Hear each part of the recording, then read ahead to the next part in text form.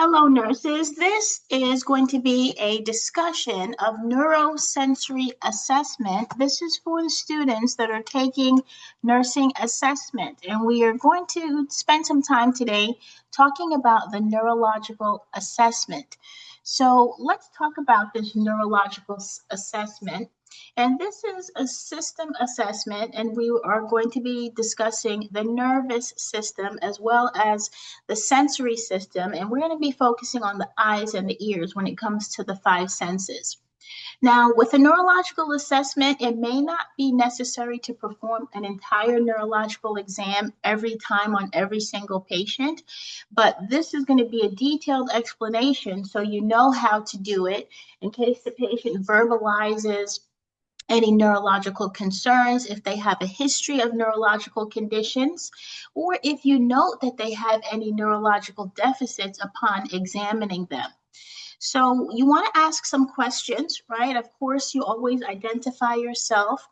Hand washing, provide for privacy, identify the patient using two identifiers, and assess for pain, assess for any allergies, and you're going to ask them some questions, right? Do you have a history of any head injury? If they do, then we're going to have to get some more information on that. Do they have a frequent history of headaches? Have they had headaches or migraines in the past? And we're going to get some more information on that. Do they have any dizziness or vertigo? And if so, we're going to get some more information on that as well.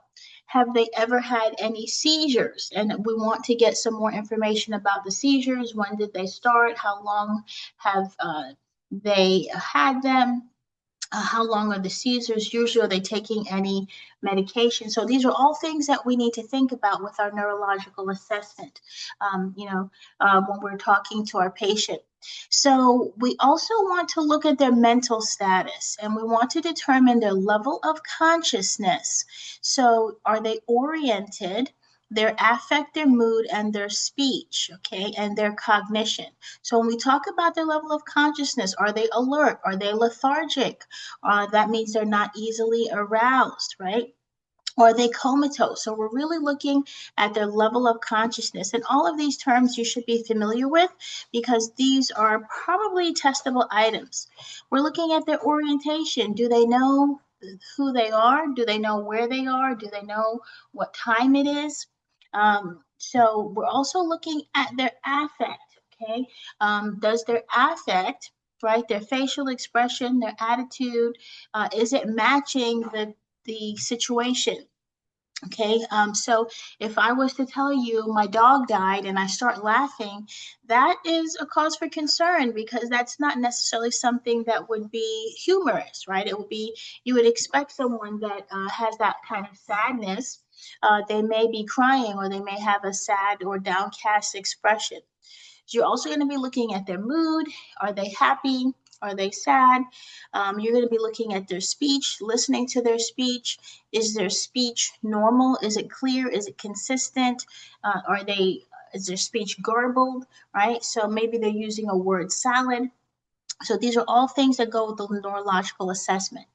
Then we're going to be also for the neurological assessment, we're going to be looking at the cranial nerves. And so this is a cranial nerve funny face guy that is on the screen. And if you could draw this, you can reproduce this, then you're in good shape whenever you have any exam questions or any med-surg questions or any assessment that you have to do on the cranial nerves. So this is a cranial nerve funny face. And so again, reproducing this will be helpful. So cranial nerve number 1 is the olfactory nerve. It deals with your sense of smell. Cranial nerve number 2 is the optic nerve. It's a sensory nerves, and it deals with vision. Okay, and remember, if any of these cranial nerves are damaged, then there's going to be a manifestation, right, in the patient. We would expect to see some kind of deficit.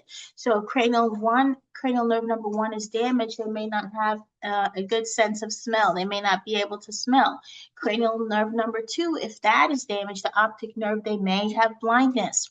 Now, cranial nerve 3, 4, and 6 all have to do with the movement of the eye.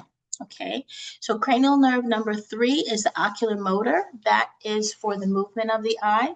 Cranial nerve number 4 is the trochlear nerve, and that has to do with the movement of the eye. And cranial nerve 6 is the abducens nerve that also has to do with movement of the eye. Cranial nerve number 5 is the trigeminal nerve, and that has to do with sensory for the face, also for chewing as well. Cranial nerve number 7 is the facial nerve. It is a sensory nerve. It has to do with the face and the hands. Cranial nerve number 8 is acoustic or vestibular cochlear nerve. It has to do with sensory as far as hearing and balance goes. Cranial nerve number 9 is a glossopharyngeal nerve, and it has to do with sensory as well as posterior taste. Okay, cranial nerve number 10 is the vagus nerve. It's a sensory nerve, and it helps to innervate the throat for swallowing, for speech, and also for cardiac innervation. So if the vagus nerve is stimulated, it actually can slow down the heart rate. This is an important nursing concept because we have to understand that if a patient has tachycardia, then we may stimulate the vagus nerve, right, by doing some Valsalva maneuvers to help that heart rate come down.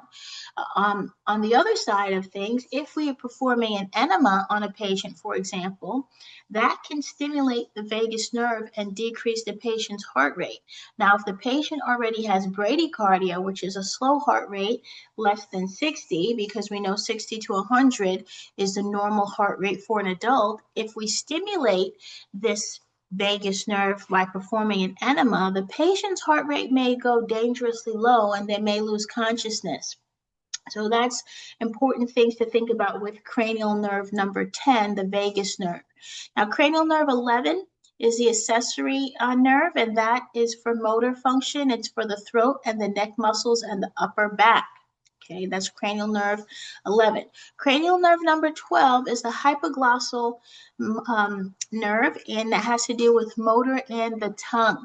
And for cranial nerve number 12, we say light, tight, dynamite to make sure that the patient can still move their tongue in an appropriate fashion. So that first funny face was a cranial nerve funny face guy. This is the muscle guy. And I like this guy, not only because he's been working out, right? But all of the cranial nerves are actually labeled in this picture, so that will help us to remember it. Okay, but if you could draw the cranial nerve funny face guy and remember this guy, you'll be able to know all of your cranial nerves, and you must know them for nursing school and for the NCLEX. So when we're performing our neurosensory assessment, we also have to look for muscles. We have to look for muscles, their size, their symmetry, their tone, and their strength. And we are testing them because we know that our nervous system actually helps our skeletal system to work, because the skeletal system is it's a voluntary system, meaning that we have to think about it in order for those muscles to move, okay? As opposed to the cardiac system and the smooth muscle system, those systems, those muscles, they work automatically. They are involuntary. We don't think about it. So again, to review, the cardiac muscles and the smooth muscles, they're involuntary. We don't think about them, and then they work on their own. Skeletal muscles, they are voluntary. We have to think about it, and our nervous system sends impulses to those skeletal muscles so they can move. So part of the sensory neuro, or the neurological assessment, is testing the strength and the function of those muscles. Okay, we're also looking at movement. Does the patient have any involuntary movement, like twitches, tremors? How is their gait? How is their balance? So we're going to be watching them walk. We're going to look at their hands to see if they have any tremors or any uncontrolled movement. Another thing that we're going to look for when we're performing our neurological assessment, and let me just go, I want to share this with you because this is a full cranial nerve mnemonic. So this cranial nerve mnemonic will be very helpful also when I probably get to med-surg. This is going to be extremely helpful. So I'm going to pause for a second in case you're taking a screenshot if you want to take this in. So this cranial nerve mnemonic, the S stands for sensory, M stands for motor, and then B is for both. So some of these cranial nerves have a sensory function, some of them have a motor function, and some of them has both. So when we say a cranial nerve has a sensory function, it's receiving information from that sense organ and sending it to the brain. If it has a motor function, it's causing movement of some part of the body. If it has both, it has the sensory piece and the motor piece combined. So these cranial nerves are listed on the left in numerical order. So olfactory is cranial nerve number 1, and all the way down hypoglossal is cranial nerve number 2. So this is just another way that you could remember your cranial nerves. For the purposes of health assessment, the cranial nerve funny face guide will probably be enough for you to begin your understanding of your neurological assessment and the cranial nerves. Okay, so let's now talk about posturing. So when we are assessing our patient for the nervous system, we need to look at posturing. So these posturings that I'm going to show you, okay, here it is. The posturing is abnormal, right? Because we have to look at our patient and their posture. Are they sitting, standing, erect? And in this case, we have these abnormal posturing. So let's talk about them. So when we have decordicate posturing, is also known as flexion posturing. This is an abnormal posturing, and it's indicated by rigidity, flexion of the arms to the chest, clenched fist, and extended legs. Okay, so the first one you see here on the left, this is going to be your decordicate posturing. This is also known as flexion. This is abnormal. Okay, this is abnormal. This means that there's something gone wrong with this patient's nervous system. Okay, so what has actually happened? This kind of posturing, decordicate posturing or flexion posturing, tells us that there is damage to the corticospinal tract. And this is a pathway between the brain and the spinal cord. So there's some kind of damage between the brain and the spinal cord. So that communication is not well established, okay, in this patient. And again, this is abnormal posturing. Let's talk about the next posturing that you see, and that is decerebrate posturing, also known as extension posturing. So again, this is an abnormal body posturing, and there's rigid extension of the arms and the legs, downward pointing of the toes, and backward arching of the head. Okay, you can't necessarily see the backward arching of the head in this picture, but in other pictures you may be able to see that. Okay, so this is indicative of a deterioration of the structures of the nervous system, particularly the upper brain stem. Okay, the upper brain stem. Now, when we think about the brain stem is where we have our centers for cardiac and respiratory function. So I had a student one time tell me that when they think about decerebrate posturing, they think about them as an angel because of the way that their hands are positioned and that they're going up to heaven to be with the Lord, right? So that, because that's pretty bad, because your brain stem controls your cardiac function and your respiratory function. So if your brain is not able to do that, that means you're really not alive. And right, this is going to be a patient that may not have a very good prognosis, right? Let's take a look at this patient that is flaccid, right? They are very limp. And again, this is another abnormal kind of posturing, okay? So the three types, again, decordicate, which is flexion, decerebrate, which is extensor, and then flaccid, okay? The patient is very limp. The other thing that you need to assess when we think about, these posturing, we want to look at deep tendon reflexes, known as DTRs. And in class, we're going to actually use the reflex hammer to assess these deep tendon reflexes. We have to rate these deep tendon reflexes. And we have to give them a rating as if they are absent, weak, normal, strong, or hyperactive. Okay, so the rating of our TRs. Okay, let me try to bring a picture that will help you to remember that.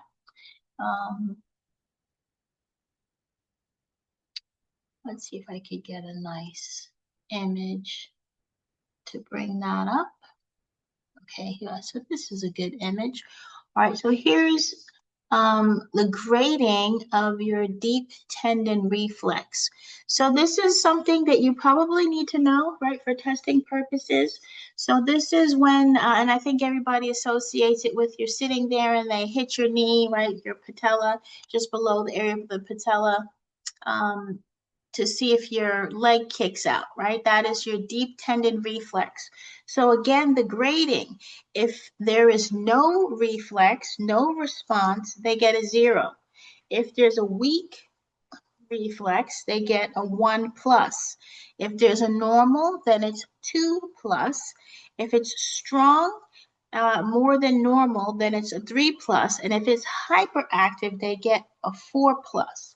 So that is how it's graded. 0, 1 plus, the plus is after the number, 2 plus, 3 plus, and 4 plus. So that's how you have to know about our deep tendon reflexes.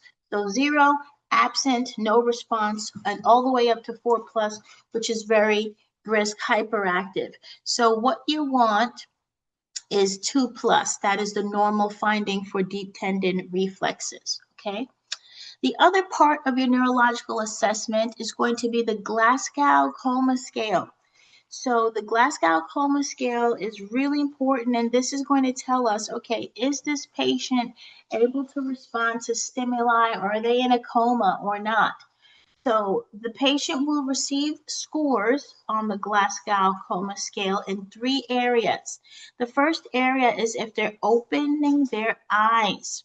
Okay, eye opening. If they're able to open their eyes whenever they feel like it spontaneously, then they get 4 points. If they open their eyes to voice, if I say, Mrs. Smith, open your eyes, she gets 3 points. If Mrs. Smith is not responding to me saying, open her eyes, if I pinch her or sternal rub, right, perform a sternal rub, her eyes may pop wide open. She would get 2 points. And then if there's no opening of the eyes, they get 1 point. Okay, so there's no eye opening, they get 1 point. Now, the next bit on the Glasgow Coma Scale is the verbal response. If they're able to have a normal conversation, then they get 5 points. If they have a little bit of disorientation, a little confused, they get 4 points. If they're able to say words, but the words are not really coherent, maybe, their words are not making sense, right? Then they get 3 points. If they don't have any words, maybe they're grunting, they're moaning, they will get 2 points. If they're not able to make any sound, then they get 1 point. Now, the next section of where we're assessing our patient in the Glasgow Coma Scale is the motor response. So 6, they obey commands. Squeeze my hand, open your eyes, lift your leg, right? So they will get full points, and that's 6 points. Localizing their response to pain, they get 5 points. Withdrawing from pain, they get 4 points. If they have decordicate posture, right, they get 3 points. And remember, decordicate posture is the first posture that we saw where the fists were clenched on the patient's chest. If they have decerebrate posturing, meaning that their arms are extended and they look like an angel going up to be with Jesus, then they get 2 points. And if they don't have any motor response, they get a score of 1. Okay, so that is the Glasgow Coma Scale. So we really want the patient to get maximum points. The higher their score, the better off the neurological condition of the patient is. All right. So the next thing to think about when we talk about neurological assessment, PERLA, okay?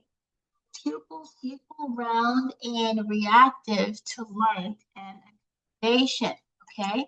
Let me take another picture of that. So that's why we have our pen lights, and I hope everybody brings their pen lights to class, right? Because we're going to be testing our classmates with PERLA. And this is something you must know for your test and you must know in real life as a nurse. When we say PERLA, we are checking the patient's pupils to see if they are equal, if they are round, if they are responsive to light. So shining that pen light in their eyes, their pupils should respond, they should dilate. I'm sorry, they should constrict if I'm shining light. Sorry. If I'm shining light into the patient's eyes, their pupils should constrict. If it's dark, then the pupils will dilate to let in more light. Again, you shine the light, the pupils should constrict. We want the constriction of both pupils to happen at the same time in a quick fashion, and that is called a consensual, meaning both of them are constricting at the same time, and then brisk, meaning that it's happening quickly. So you need to know that word, consensual, both of them at the same time. Brisk, it's happening quickly. If it's not happening quickly, it being the dilation of the pupil after you shine the light, then is known as sluggish. So that's not a desired outcome. If it is sluggish, that means it's slow to respond, and that's an abnormal finding. Okay. Now, again, pupils equal round and reactive or responsive to light and accommodation. Accommodation is when that portion of the exam, when the provider, and you will be performing this, says, look at my finger, and you go close and then you go far, right? Or you start from far away and you put your finger towards their nose. And we should see the eyes converge towards the nose and the pupils should be constricting. Now, this accommodation piece tends to change when we get to be 40 or 45 years old.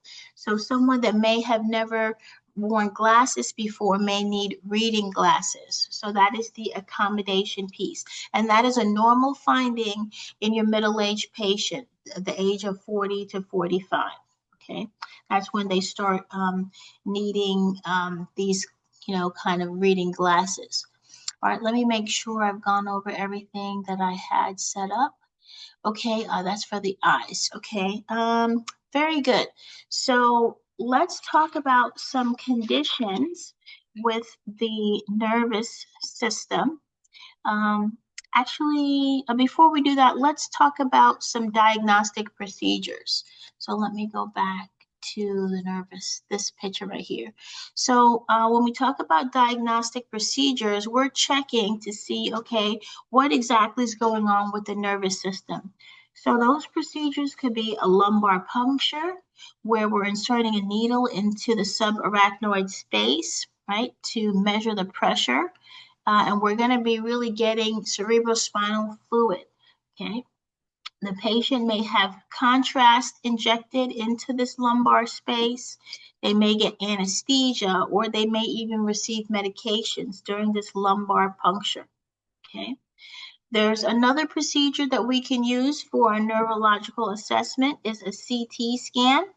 Right? And I want to say whenever there's a puncture or any CT scan, any procedure that is using dye, we always have to assess for allergies to shellfish and iodine. Okay, so that's really important. Any procedure, and that's just not nervous system, that's just nursing in general. Any procedure that's using this dye we need to assess for allergies to shellfish and iodine because we can't use that particular dye in these patients. Okay, so again, the diagnostic procedures that I mentioned to help the neurological patient is going to be the lumbar puncture, the CT scan. Okay, there's also an EEG, and EEG is really a non-invasive assessment of the electrical activity of the brain. A patient will have electrodes placed, and those electrodes will monitor the electrical activity of the brain. Okay. And these are diagnostic procedures. And when we say diagnostic, we're seeing, okay, this is a part of the assessment. Is there something that's abnormal with the patient? Okay. Now, this isn't something that will be done, every day. This is something that, okay, the patient appears to have some neurological condition, so we need to run further tests, right? Okay, so this picture that you see on the screen is an example of what an EEG would look like, right? And that is the electroencephalogram.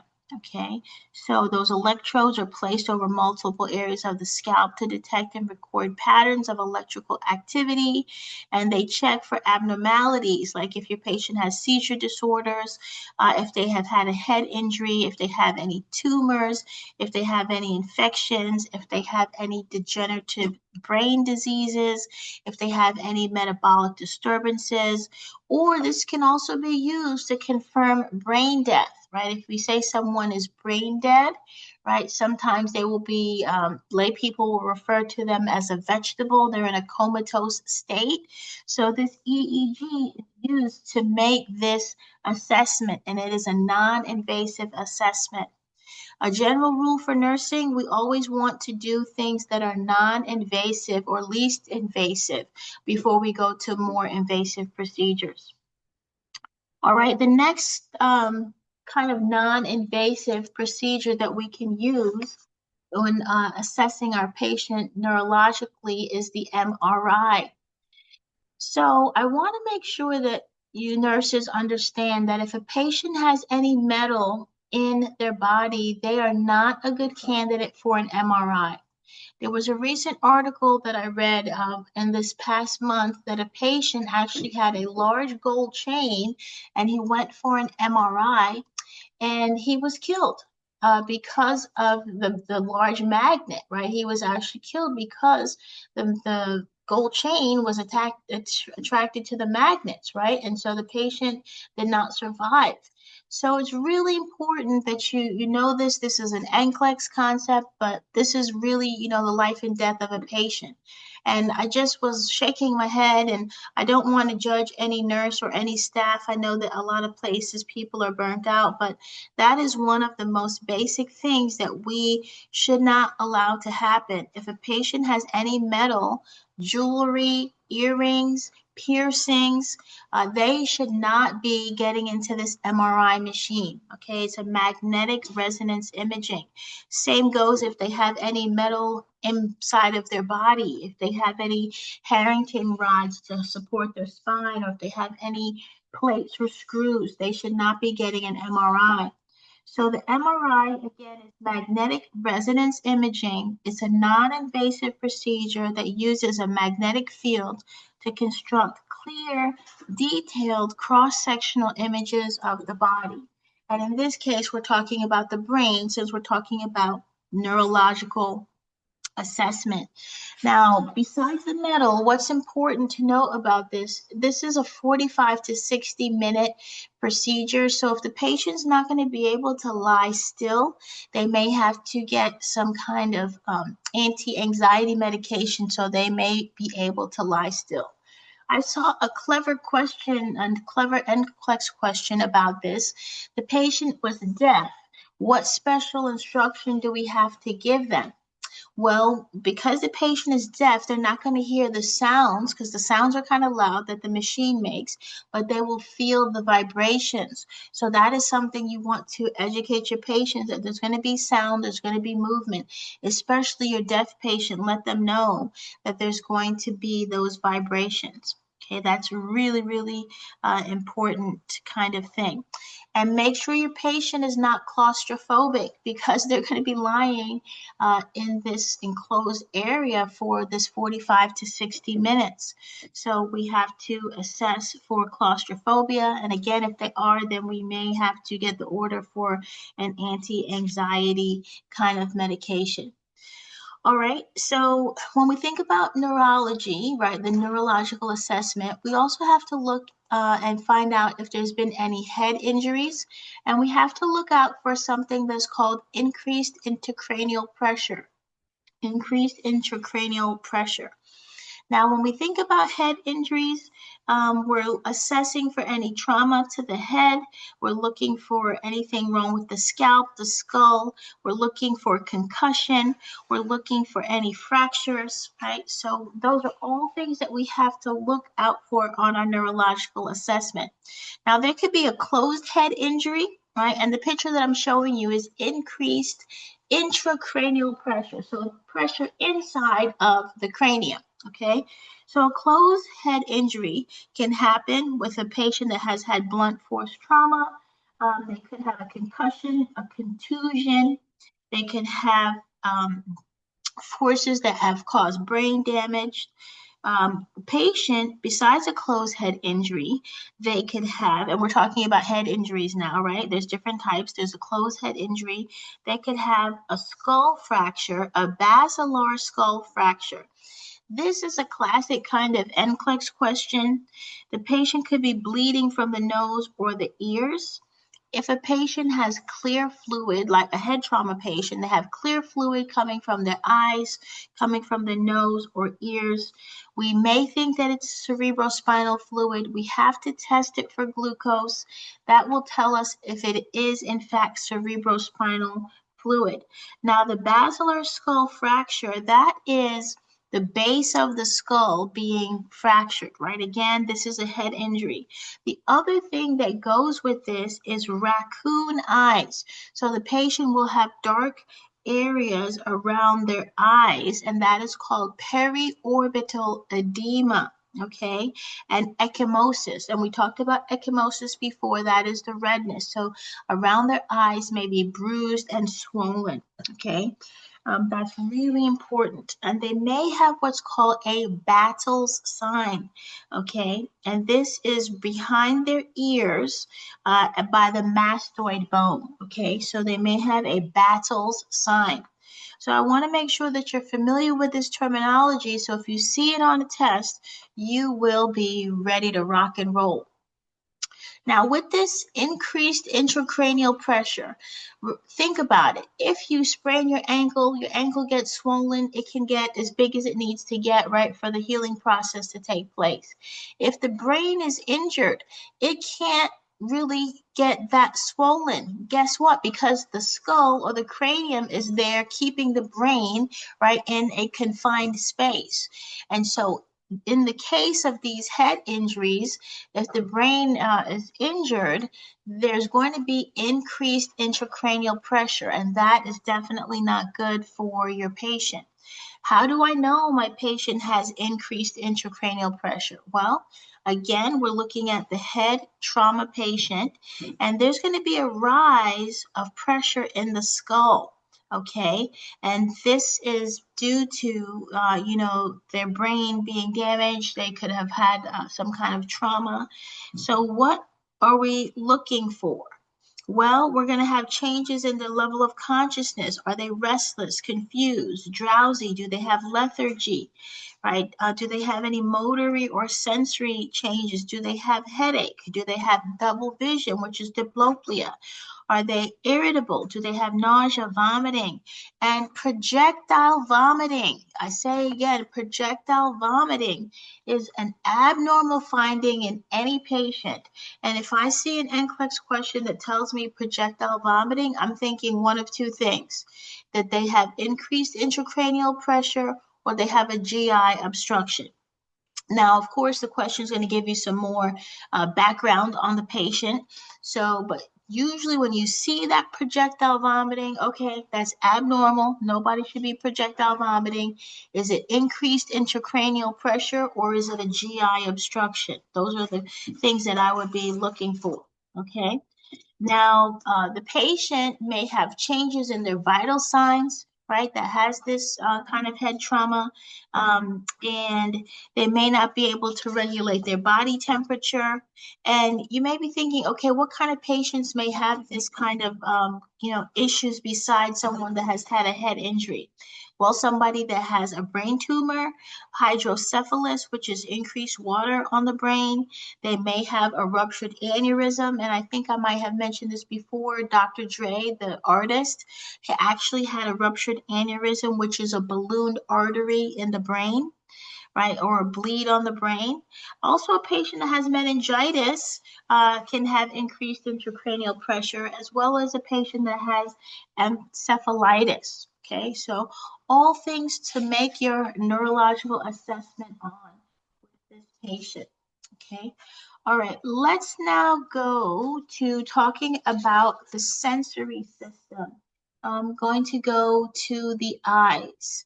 All right, so let's talk about the Snellen chart first. The Snellen chart is what people are used to with the letters, right? And it has, the vision off to the right.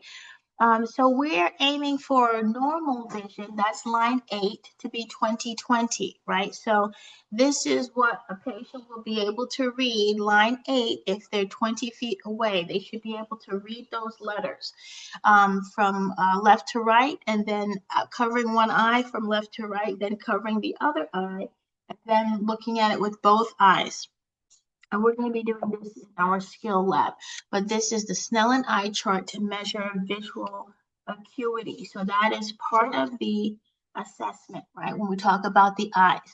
There are a couple eye conditions, and I want to talk to you about macular degeneration.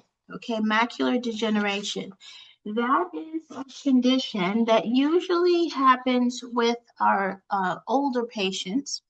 And when we think about macular degeneration, it is a progressive disorder, means that it's going to get worse over time.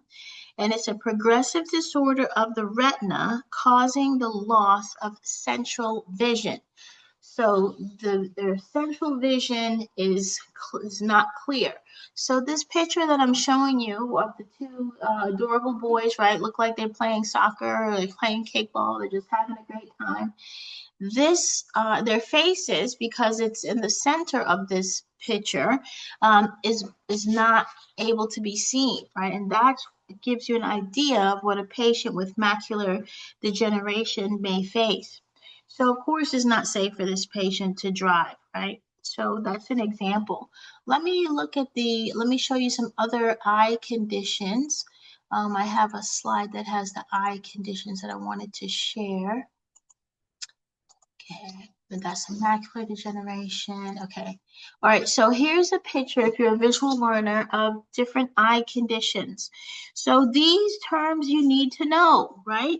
So we use the Snellen eye chart to measure visual acuity, and the patient is standing 20 feet from the chart, right? And they're asked to read the smallest line. So if the patient does wear corrective lenses, contact lenses, glasses, when they're looking at this Snellen eye chart, they need to wear those corrective lenses. All right, let's talk about these different manifestations of eye conditions. So myopia is also known as nearsightedness. That means they can see things that are near. So that's myopia. Distant objects appear to be blurred. Okay, so this is a patient that if they're driving, they need to be wearing glasses, right? Corrective lenses, because they won't be able to see things that are far away. Hyperopia is farsightedness. So close objects appear to be blurred, right? So hyperopia is farsightedness. Close objects appear to be blurred. Presbyopia, this is farsightedness associated with aging, okay? And this is the part that I mentioned about accommodation, that your 40, 45-year-old patient will have issues, right, with being able to focus, okay?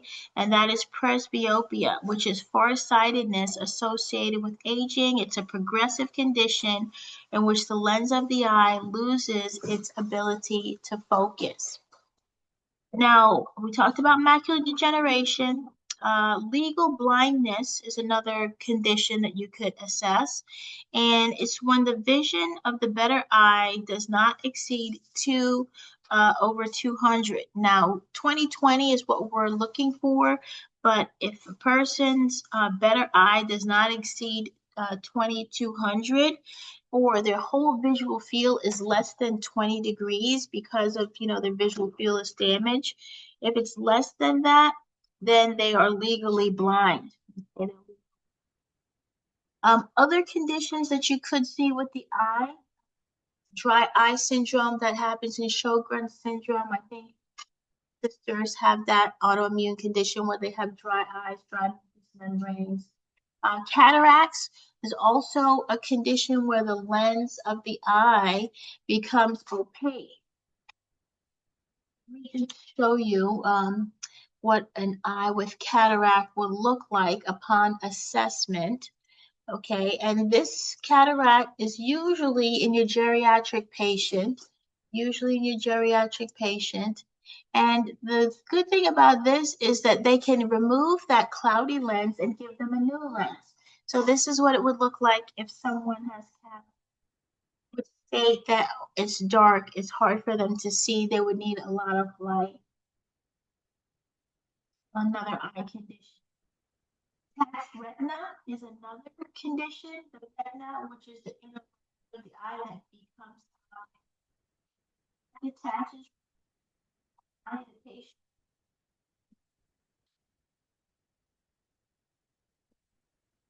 Curtains or shadow. It's a medical emergency if someone has a detached retina. Again, this detached retina. Talked about myopia, hyperopia, presbyopia, macular degeneration, blindness, detached retina, cataracts. The last thing to mention is glaucoma. So glaucoma is the increased pressure of the eye, the increased intraocular pressure of the eye. The way that we would know this, when the patient has their eye exam, there's a puff of air that goes into the eye that tests the pressure. Okay. So that's what we would, how we would. The problem with glaucoma is that the optic nerve may be damaged because of that increased pressure, and it could lead to blindness. It could be leading to blindness. All right. That is good about the eyes. All right, we're going to get into the auditory assessment piece. So in class, we're going to be taking a look at the Weber test and the Rhine test. Those are using the hearing, the tuning forks to apply vibration to the bones to see if the patient has any kind of hearing loss. Now, when we're performing our auditory assessment, like with the eyes, we use a Snellen chart, right? So for the auditory assessment, we're going to inspect the ear. We'll use an otoscope to actually look inside the ear to examine the tympanic membrane. We're going to conduct an auditory test, a hearing test. Conditions that the patient may suffer from that have to do with hearing or their ears are listed right in this picture. You can see them. I'm going to talk about Meniere's disease for a moment. And I want you to remember that the ears are not only important for hearing, but they're also important for balance. So in your patient, they may have abnormal inner ear fluid balance, and they may end up with vertigo, dizziness, right? Tinnitus, which is ringing in the ear, and they may even state that they have pressure in their ears, okay? They may even state that they have pressure in their ears. So what else is listed? Ear infection, right? How do we know that the patient has an ear infection? Well, We'll take a look at their tympanic membrane. It's going to be really important. We will take a look at the tympanic membrane. Now, the normal tympanic membrane is supposed to be pearly gray in its appearance. And let me bring a picture to you of what the tympanic membrane is supposed to look like, and then one that is infected. Okay, so on the right, we have this pearly kind of eardrum. That's a normal eardrum. The eardrum and the tympanic membrane is the same thing.